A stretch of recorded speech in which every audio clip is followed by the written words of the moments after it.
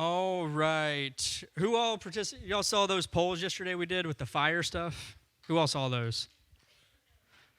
So one of the polls we had on there was, do you love fire or are you scared of fire? The the results, I think like 30 or 40 people voted. I can't remember, but I think 93 loved fire and 7% were scared of fire. That 7% was just two people. But here, let's get a poll real quick. Who in here loves fire? Like you love fire. Like, oh my gosh. The firefighter's raising his hand. I don't know if we need to worry about arson. You start the fire and then put it out. I don't know. All right. Who doesn't like fire? Like anybody hate fire? Like you don't want to be around it? Or scared of fire? Anybody? So after that poll we had on there, we basically asked after that poll who had been burned or had like a bad burn at some point. Who all has had like a bad burn at some point? That's a lot. I've been burned. So I had all kinds of responses from that. Y'all quiet down. Had all kinds of responses on types of burns. Someone, I won't say the name, but said they got burned by grabbing a hot pizza. Honestly, I think most of us have done that. There was one person who fell in a campfire. Who all has fallen in a campfire? That's more than I expected. Gus is the one who said it, but a lot of people have. So there's one person in here. I'm honestly surprised that they're alive today. I'm really surprised that Busy's alive today. From what she sent, I couldn't read quite everything because I couldn't do English very well. But basically, from what I picked up on, was that her whole shirt, her arms, and her face caught on fire, and that her leg and her face was burned from a curling iron that I later learned that your sister put on you. Okay. We are glad you're alive today.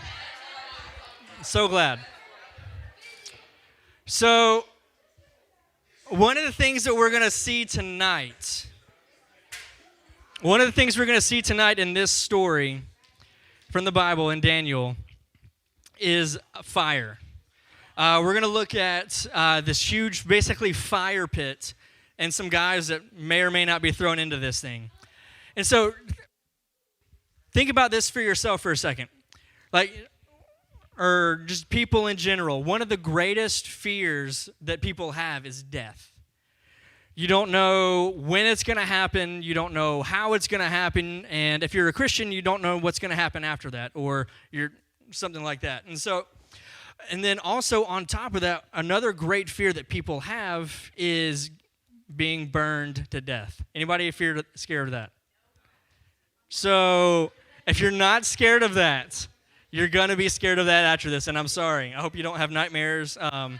But we have two firefighters here. Both of them can put you out if you catch on fire here. Just don't do it anywhere else. And so I'm going to give all of you a question right now. You're not going to answer.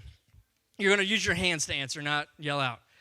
If I were to give you a choice, you can live with everything you've ever wanted or die by fire. What are you going to choose? Raise your hand if you want to live with everything you've ever wanted. Like every physical thing you may want on earth, which would you rather? Live with everything or die by fire? Those are your two choices. You have a question? Why do you have a question? It's just a yes or no. No. It's just the two options. All right. I'll give y'all another one. I'll give y'all another one.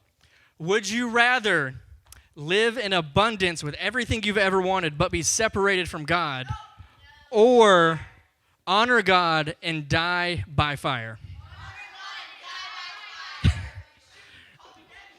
I mean, the phrasing of that sounds pretty obvious what you should do. Great. So, All right, so today we're going to be in Daniel chapter 3. If you have your Bibles, open up to Daniel chapter 3. I've got 2 Bibles up here. I'm going to set one right here. I'm going to try not to spill my water. Daniel chapter 3. So basically, what we're going to see in this passage is 3 men that are going to live out this choice in real life. And so they're going to be faced with that exact question right there. If they want to basically live in abundance but turn away from God or die by fire. So that's the 2 options. And so we're going to see this in just a second if I can ever find Daniel in my Bible. I keep missing it. Hold on a second. All right, now I'm there. Sweet. All right, do y'all know the 3 names of the guys in this story? Close. All right. Most of y'all had at least one of the name right. Max had all 3 of the names right. Good job. All right. So I'm going to give y'all a little context. I'm going to give y'all a little context of what's happened right before this. So y'all remember last week, King Nebuchadnezzar, he's the king right now. He had this dream that he needed interpreted. And so he finally got the dream interpreted by who? Daniel. Do y'all remember what King Nebuchadnezzar did right after that? No. What's that, Gus? Yes. So he praised God, he praised Daniel, and when he did that, he promoted Daniel and his 3 friends, Shadrach, Meshach, and Abednego, to positions of authority within the kingdom. And so we're going from he's praising God to the next moment, he is building a statue to himself, an idol that he is calling everyone to worship. So this thing that he builds is made of gold. It's 90 feet tall and 90 feet wide. So think about how tall 90 feet is. That's basically 33 yards, or 30 yards on a football field is around 90 feet, give or take a foot or 2. So that's about how tall it is, and then about 9 feet wide. So this thing is massive.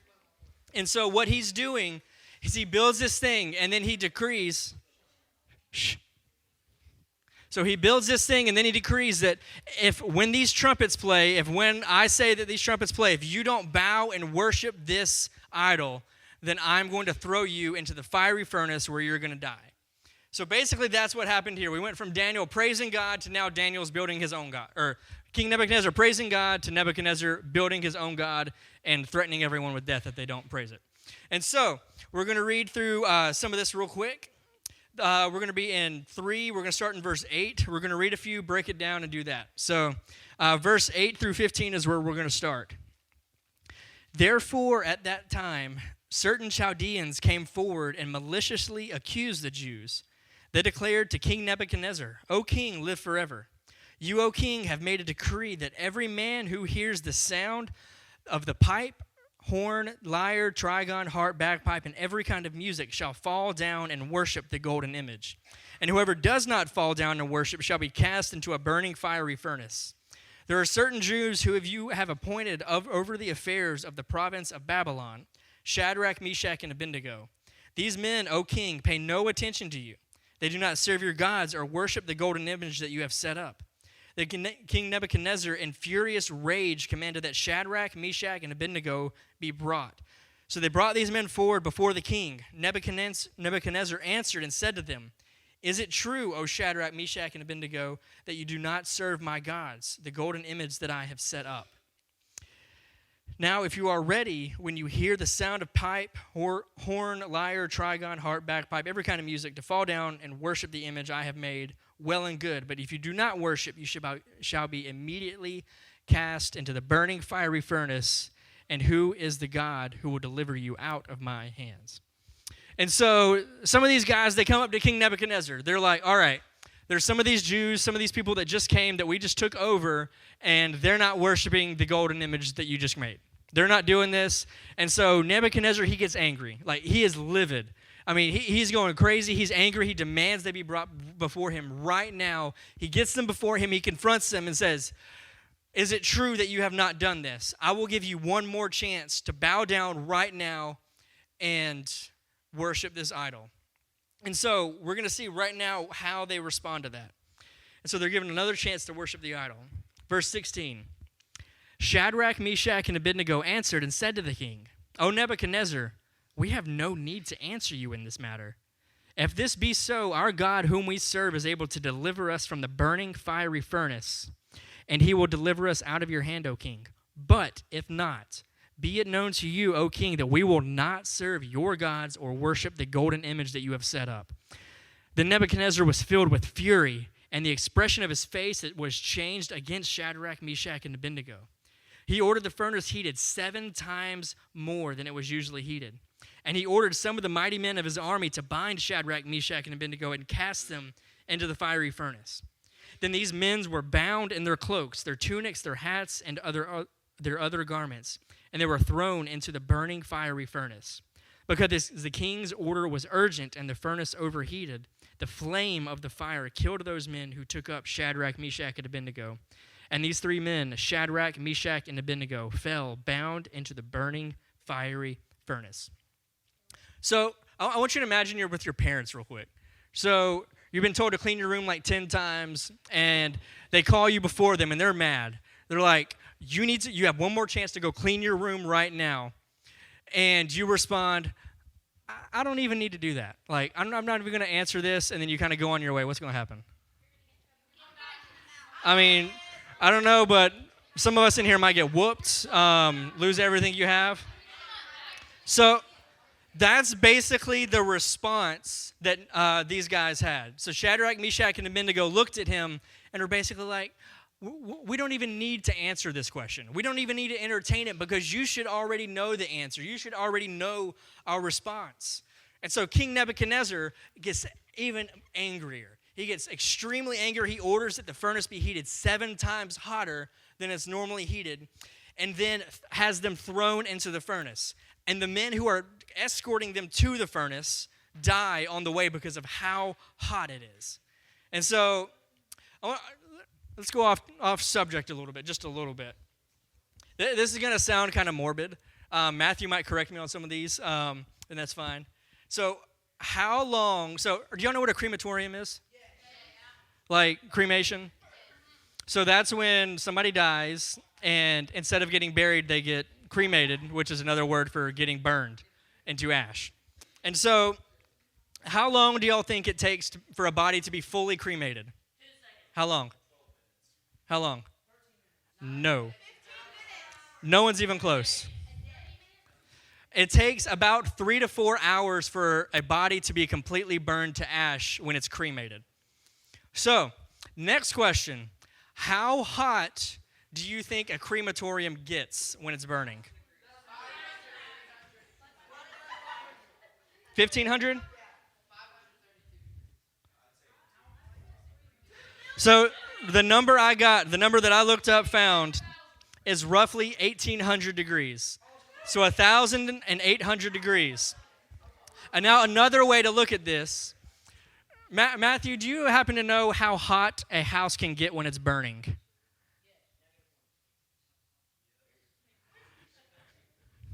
Really hot? Okay. So 1,000 to 1,200. The number I found said about 1,500. So I'm sure it varies anywhere between there. And so think about this for a second. The fiery furnace is normally extremely hot. They overheat it even more. Even more. The number that I found for roughly about how hot it could have been in this furnace was around 2,300 degrees. At minimum, what it could have been. And so it could have been even a lot hotter than that. And these men, as they walk up to it, it is so hot that they literally just drop dead. Like, they walk up, drop dead, they're done.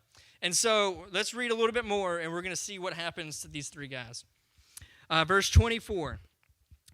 Then King Nebuchadnezzar was astonished and rose up in haste, and he declared to the counselors, "Did we not cast 3 men bound into the fire?" They answered, and he said to the king, "True, O king." Nebuchadnezzar answered and said, "But I see 4 men bound, walking in the midst of the fire, and they are not hurt. And the appearance of the 4th is like a son of the gods." Then Nebuchadnezzar came near to the door of the burning fiery furnace. He declared, "Shadrach, Meshach, Abednego, servants of the Most High God, Come out and come here." Then Shadrach, Meshach, and Abednego came out of the fire, and the satraps, the prefects, the governors, and the king's counselors gathered together and saw that the fire had not had any power over the bodies of those men. The hair on their heads was not singed, their cloaks were not harmed, and no smell of fire had come upon them. Nebuchadnezzar answered and said, "Blessed be the God of Shadrach, Meshach, and Abednego, who has sent his angel and delivered his servants, who trusted in him and set aside the king's command and yielded up their bodies rather than serve and worship any god except their own God. Therefore, I make a decree. Any people, nation, or language that speaks anything against the God of Shadrach, Meshach, and Abednego shall be torn limb from limb, and their house is laid in ruins, for there is no other God who is able to rescue in this way." Then the king promoted Shadrach, Meshach, and Abednego in the province of Babylon. And so these men were in this fire. I mean, it's at least 2,000 degrees. They're in this fire. The other guys who walked up with them literally just dropped dead. And Nebuchadnezzar's kind of watching off in the distance. He's looking. He's like, he calls one of his guards up. He's like, "Hey, didn't we throw 3 guys in there?" Well, they're like, "Yeah, we threw 3 guys in there." Well, there's a 4th guy standing with him, and he looks like a son of the gods. Any guess who that is? So there is debate on that from like biblical scholars, but I think it's Jesus. I agree with them that Jesus came down and was with them in the furnace and protected them right there. And so anyways, Nebuchadnezzar comes down to the furnace. He calls the 3 out of the furnace. And at that moment, he begins to worship God. And then he is so excited that he basically says that anyone who speaks anything bad about their God will be torn limb from limb, so like arms and legs ripped off, and their families will be destroyed.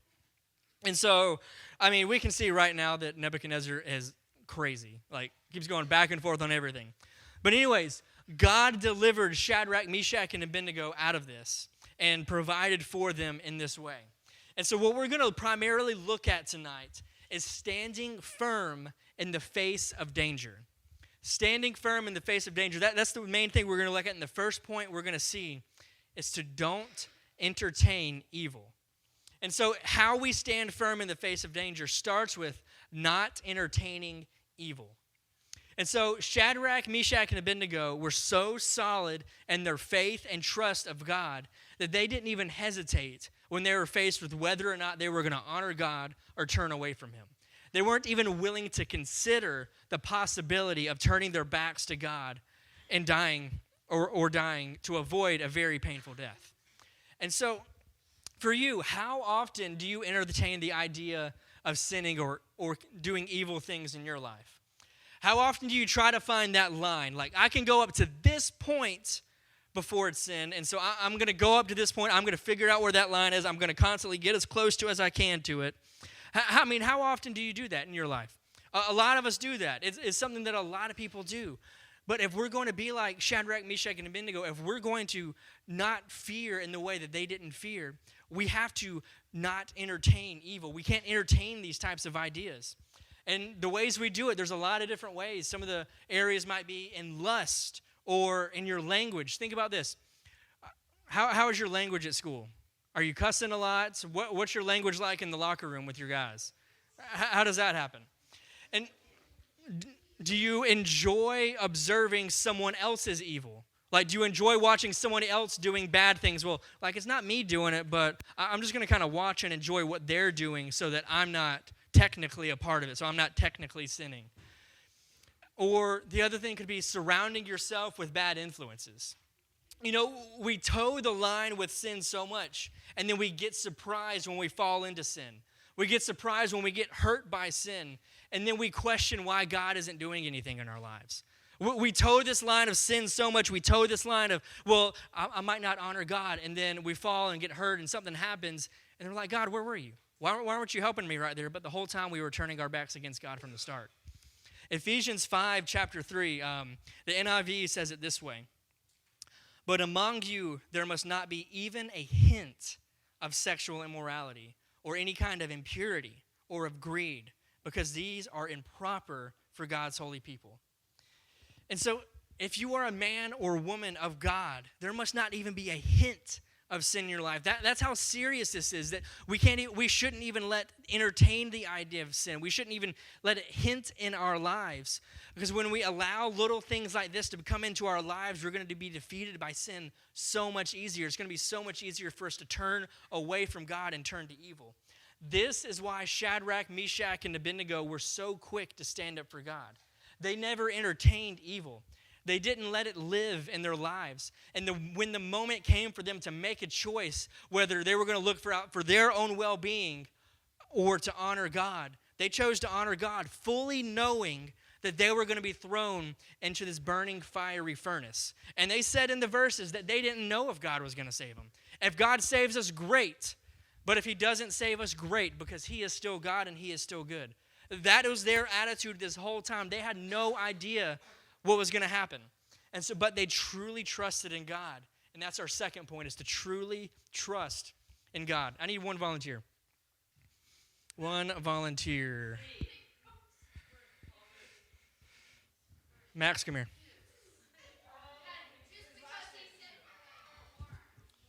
All right, Max.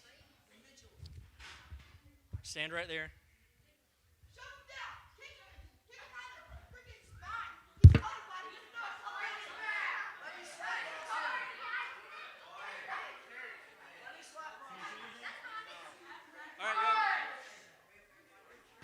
All right, quiet for a second.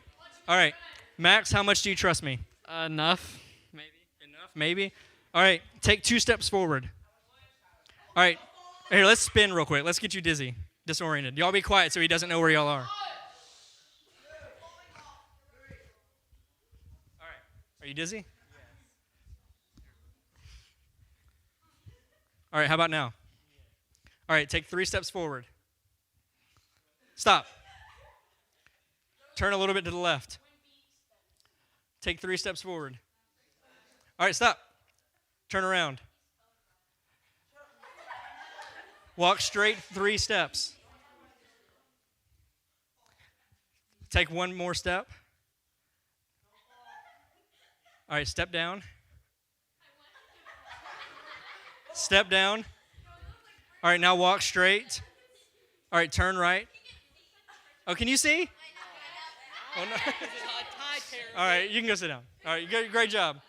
Who wants a free t-shirt? It's a medium. Okay, you can have it. All right.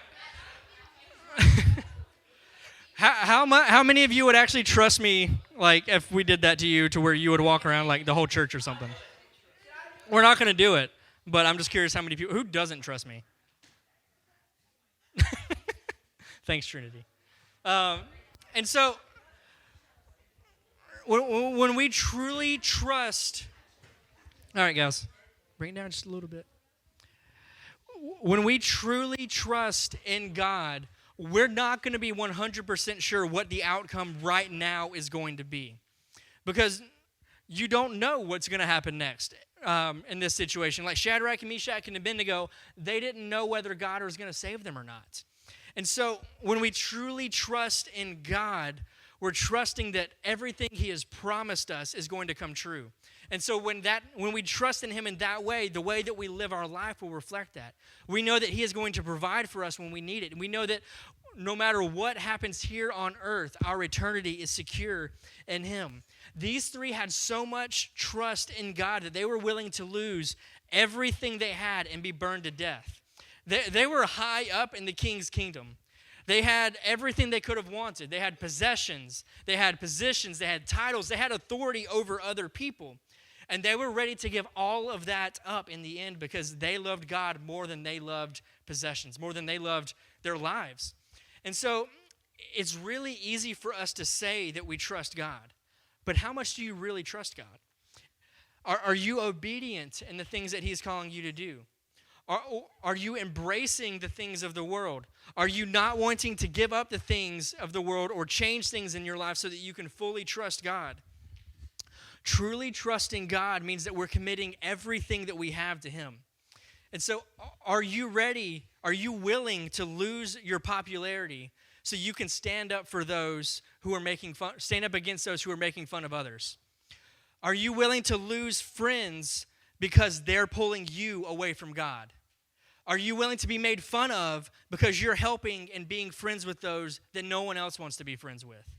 Are you willing to jeopardize your role on the team to make sure that you're not neglecting your relationship with God? That's the level of commitment that we need to make to God, because that's how much he committed for us when he gave his life for us and died on the cross. He went through a brutal death and all of this for us. And so what are we willing to do for him? Are we willing to change our life? Are we willing to do things differently so that we can honor him? And so if you truly love and trust God, then you'll be transformed by him. And this is our third point, is to be transformed, not conformed. And so the key point, the key thing that made this possible for these three was that they had been transformed by God. They were more concerned with their eternal blessings in heaven than the earthly abundance that they had here on earth. They were more concerned with what God gave them than what the world gave them, than what people gave them. And so Romans 12:2 says this: "Do not conform to the pattern of this world, but be transformed by the renewing of your mind. Then you will be able to test and approve what God's will is, his good, pleasing, and perfect will." So think about that. He's calling Christians, do not be conformed to the things of this world, or do not conform to the way the world is. Do not be like the world. Be transformed by God. Our whole lives we're working for something. Like that's the way the world works. That's the way our culture works. You're always working for something, starting with the moment you're born. You know, when you're kids or youth right now, you all have goals. You all have things you want to accomplish. You know, I want to not fail my test tomorrow. I want to get at least an 80, or I have to get 100. Or, you know, I have to pass this class. I have to graduate high school. And then I need to go to college. Then I need to get a job. And then I need to be really successful in that job. And then I need to continue to grow and get better at all these things.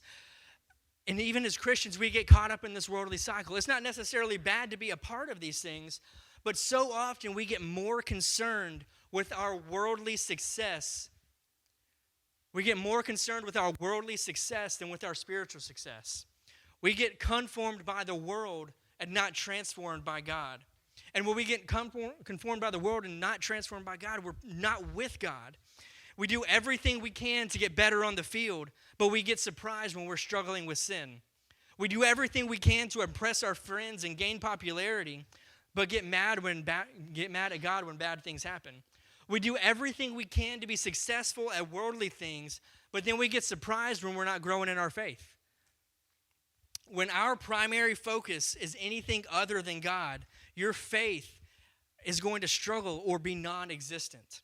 When adversity happens, you're not going to be able to stand up against the fears of the world. You're going to turn away from God and turn more to the world. If you're not making your faith a priority, you can't be surprised when nothing is happening in your life spiritually. What things are currently pulling you away from God? What things are currently stealing your attention from God? If you're a Christian, you should have a desire to have faith like these three men had, that they had in this situation, to stand up to a great fear and to honor God regardless of the outcome that might happen here. And so in order to do that, you must resist the temptation to be conformed and changed by this world, but be transformed by God by putting your faith completely in him, by trusting in him, willing to give up things that are pulling you away from God, willing to adjust what your life looks like so that you can better honor God, so you can grow your relationship with him. And I want to challenge you right now. If you've never put your faith in God, you will have a reward in heaven that is so much greater than anything you could ever have here on earth. You'll never have to question again whether or not you're going to heaven or hell. You'll never have to make those questions because you know that your eternity is secure in him if you have put your faith in him. God has promised us that when we put our faith in him, that we'll be restored, renewed, forgiven, and made new in him. And so if that's something you need to do today, talk to me, talk to your leader. This is what we're here for. We want to talk to you to help you with these things. And for those of you who are already Christians, what is God calling you to do right now? Every single one of us in here has something that needs to change for God. Do you need to put your faith in him for the first time? Do you need to adjust how your life looks so you can actually grow in your relationship with God? What worldly things are currently compromising your faith, and what do you need to do to change those things? Let's pray. Dear God, I thank you for today. God, thank you for this time that you brought us here tonight. God, I thank you for the fun we've had through games and worship. And Lord, I just pray that you'd be with us as we go to our small groups. God, help us to have good discussions. And God, that we'd have fun. And Lord, I just pray for the rest of this night. And Lord, I just pray for everything going on in school this week. God, I pray that you would help with everyone with tests. God, all the games and everything that's going on, that Lord, you'd help